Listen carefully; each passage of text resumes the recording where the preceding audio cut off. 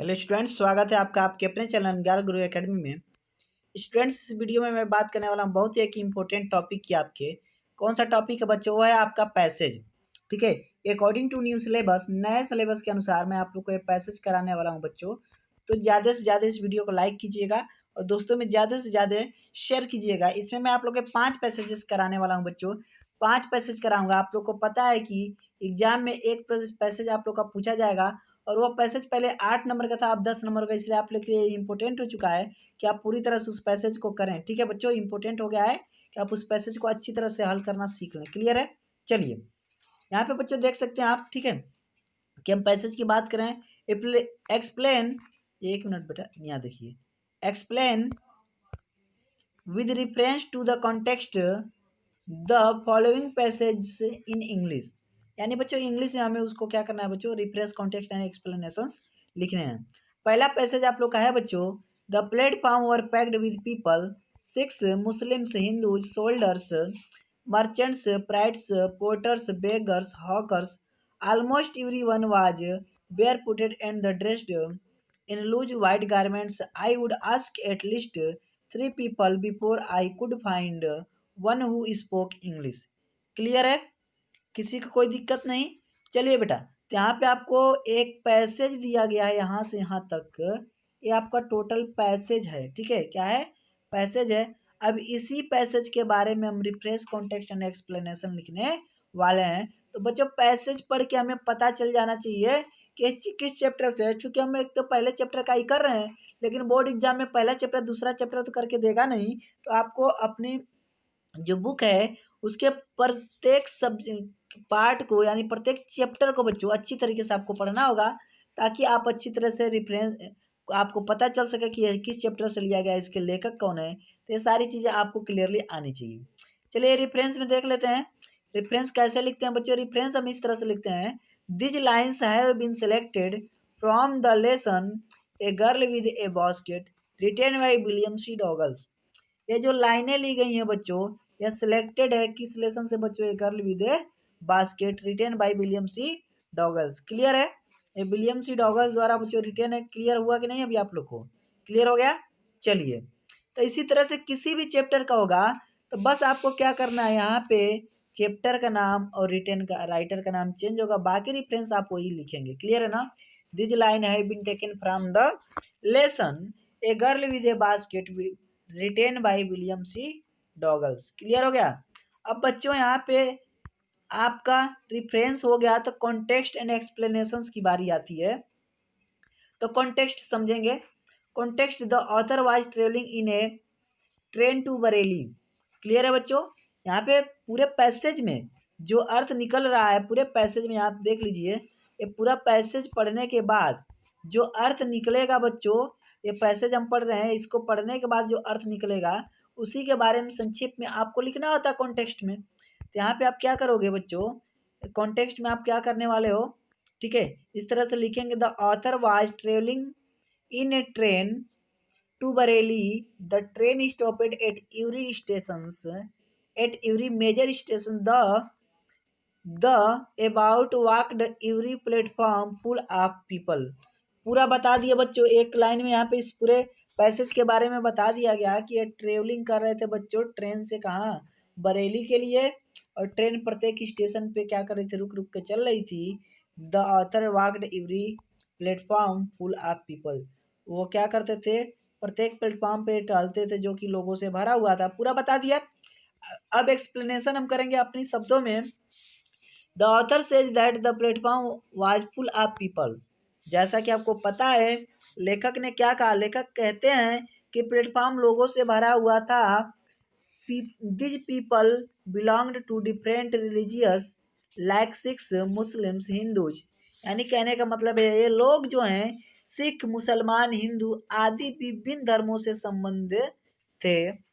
Many of them followed different professional like shoulders, merchants, priest, porters and hawkers.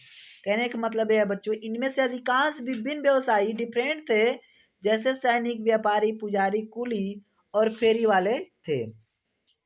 There were beggars also. Clear है बच्चों। There were beggars also, कहने का मतलब क्या है बच्चों कि वहां पे भिखारी भी तो थे। Almost all the people on the platform were not wearing any shoes, कहने का मतलब है ऑलमोस्ट यानी कि लगभग, प्लेटफॉर्म पर लगभग सभी लोग जूते नहीं पहने हुए थे। दे वर बेयर फुट, वे कैसे थे बच्चों, बेयर फुट थे, वे नंगे पैर थे, नंगे पांव थे।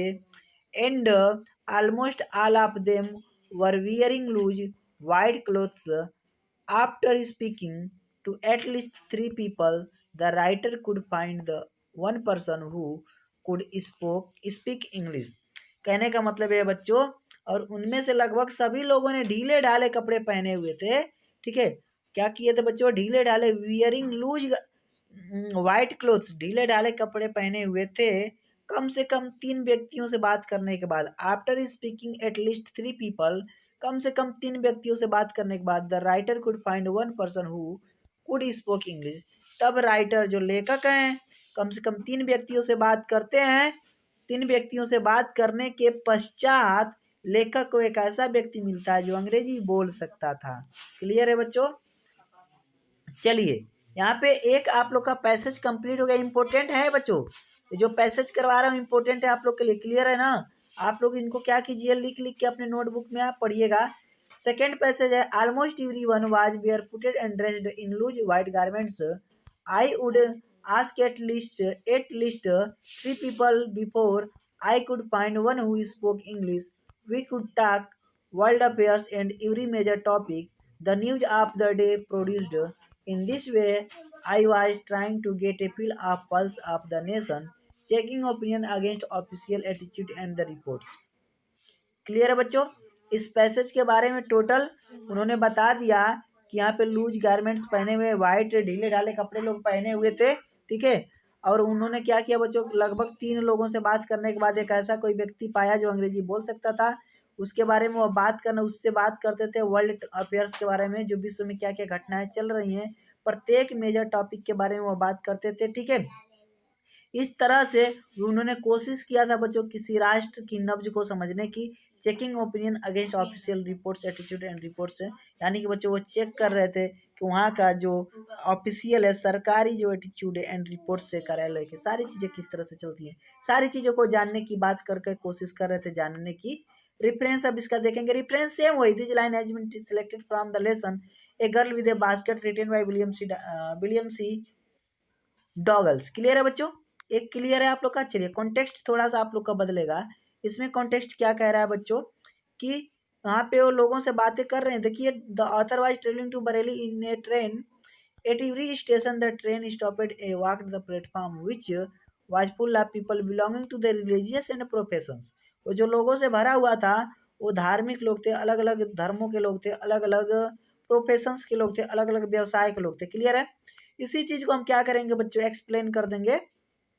The author came to India to know about India and its people, यानी कि बच्चों लेखक भारत और यहाँ के लोगों के विषय में जानने के लिए भारत आए थे। ठीक है, he says that almost all the people on the platform were not wearing any shoes.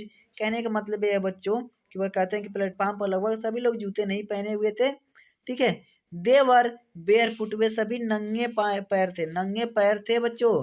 Almost all of them were wearing loose white clothes, और लगभग बच्चों, लगभग बताया जा रहा है कि लगभग जो सभी लोग थे ढीले ढाले सफेद कपड़े पहने हुए थे। ठीक है, after speaking to at least 3 person, the writer could find one person who could speak English. ठीक है, 3 लोगों से बात करने के बाद राइटर को एक ऐसा व्यक्ति मिला जो क्या करता था बच्चों, उनसे अंग्रेजी में बात कर सकता था। ठीक है, it was his aim to know about India and its people to so that he might check the official attitude and reports। यानी कहने का मतलब यह है बच्चों कि जो उनका लक्ष्य था, किसका लक्ष्य, जो लेखक है उनका जो लक्ष्य था बच्चों, ठीक है, उनका भारत आने का लक्ष्य भारत और यहाँ के लोगों के विषय में जानना था, ताकि वह भारतीय भावनाओं को सरकारी दृष्टिकोण और रिपोर्टों पर चेक कर सकें। क्लियर है। This is why he would talk to the people about the world affairs. कहने का मतलब यह है बच्चों कि इसलिए उसने लोगों से वैश्विक मामलों पर बातचीत की. In this way he tried his best to get a feel of pulse of nations. इस प्रकार उसने राष्ट्र की नब्ज को पहचान कर उसकी भावनाओं को जानने का सर्वोत्तम प्रयास किया. क्लियर है बच्चों? चलिए नेक्स्ट पैसेज पे चलते हैं. आप लोग का नेक्स्ट पैसेज क्या है बच्चों वो समझ लेते हैं. ठीक है. मंकी. एक मिनट बेटा, थोड़ा आप लोग 1 मिनट रुके रहिएगा, बस जस्ट 1 मिनट.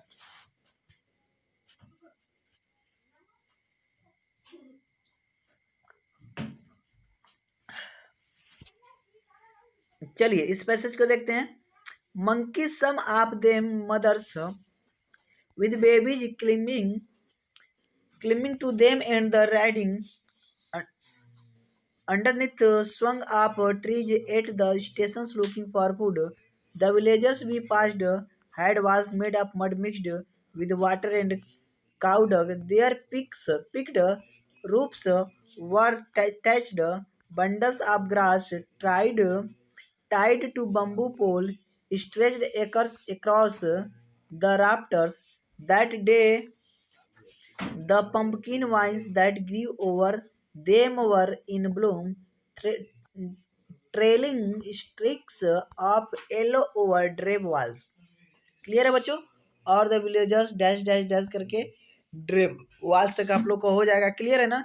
आप इस तरह से इस पैसेज को पढ़ सकते हैं.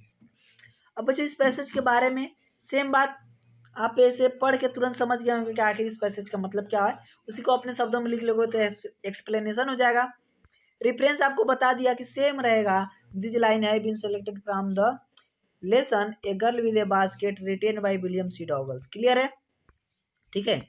अब यहाँ पे आप देख सकते हो बच्चों कि इसका जब हम क्या निकालेंगे, कॉन्टेक्स्ट निकालेंगे, तो बिल्कुल सेम वही चीज, लेकिन थोड़ा सा यहाँ पे देखिए. The author was travelling in a train to Bareilly. On the way he saw many things from the railway carriage. बिल्कुल संक्षिप्त में बता दिया बच्चों. ठीक है. चलिए अब एक्सप्लेनेशन की बात कर दें. एक्सप्लेनेशन यानी कि उसी को अपने शब्दों में एक्सप्लेन कर देंगे. द ऑथर सा monkey. Some of these monkeys were mothers. The mothers had their babies climbing to them. The babies were reading underneath their mothers. कहने का मतलब क्या है बच्चों, पहले ये समझिए. लेखक जो हैं, ठीक है, लेखक ने बंदरों को देखा. उनमें से कुछ बंदरियां भी थी. ठीक है. क्या थी बच्चों? बंदरियां भी थी. मंकीज वर मदर्स यानी कि मदर यानी कि बंदरियां थी. बंदरियों अपने बच्चों के पेट में नीचे चिपकाए हुए थी. The mothers had their babies clinging to them. ठीक है. उन्होंने अपने बच्चे को क्या पेट से चिपकाए हुए थी. The babies were riding under their mothers. यानी कहने का मतलब है बच्चों अपनी माताओं के नीचे नीचे चल रहे थे. जो छोटे बच्चे थे बंदर के, ठीक है, अपने माताओं के नीचे नीचे चल रहे थे. The monkey came down from the trees to the platform in search of food. कहने का सर्च ऑफ फूड. कहने का मतलब है बच्चों की बंदर भोजन की तलाश में पेड़ से उतर कर प्लेटफॉर्म पर आ जाते. ठीक है. वे पेड़ से उतर कर कहाँ चले जाते बच्चों? प्लेटफॉर्म पे चले जाते. क्लियर है? वे पेड़ से उतर के कहाँ चले जाते? प्लेटफॉर्म पे. He passed village on the way. और कहने का मतलब रास्ते में गाँव से गुजरे. ठीक है.